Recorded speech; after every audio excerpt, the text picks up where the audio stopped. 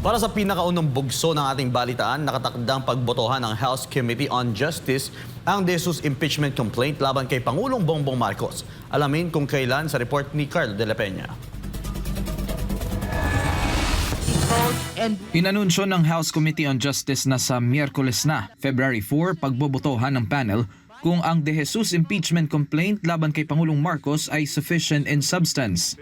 The reason is to give time to the members of the committee to ponder, decipher, evaluate all the comments and opinions we've heard today. Sa hearing, binatikos ng ilang mababatas ang reklamong inihain ni Attorney Andre De Jesus laban sa Pangulo. Giit nila, bigo ang reklamo na magpakita ng sapat na katibayan o personal knowledge sa lahat ng grounds na inihaing laban sa Pangulo. Kinwestiyon din kung bakit mga ulat sa dyaryo at news updates lamang ang naging basehan ng reklamo. Reading all these paragraphs, they do not contain the narration of facts that will pinpoint to the President.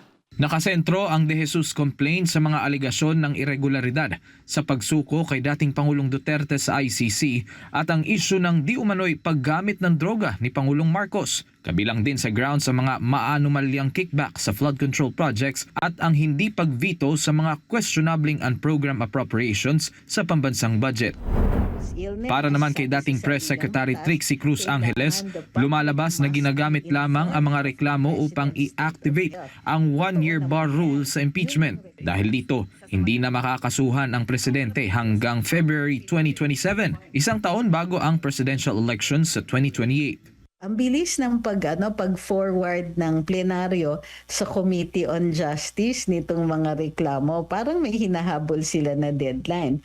Doon sa pag-forward kasi ng complaint to the Committee on Justice, yun po yung marking, yun po yung time na masisinyales na naumpisahan na ang impeachment process. At dito nag-uumpisa ang one-year bar. So if you take all the circumstances together, sino ba naman ang hindi magdududa niyan?